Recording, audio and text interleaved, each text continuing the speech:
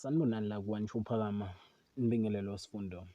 Siyacela nje mbukeli wethu ukuthi u-like, ukhomente, usubscribe okubalulekile nje mbukeli wethu.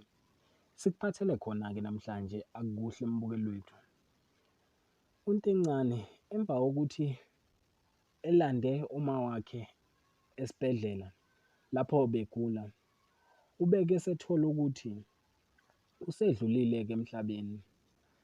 Lokho kumphathe kabi kakhulu, obekuphazamisa nomsebenzi wakhe akawenzayo wokucula.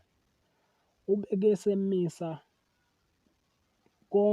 konke nalapho aqashwe khona uthe ngeke aphumelele ngenxa yalesi simo abhekene naso.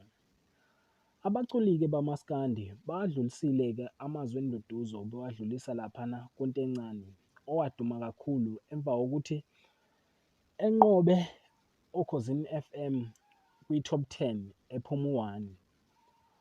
Uzokhumbula-ke mbukeli wethu ulokhu egile njalo iy'manga uNtencane emculweni kamaskandi.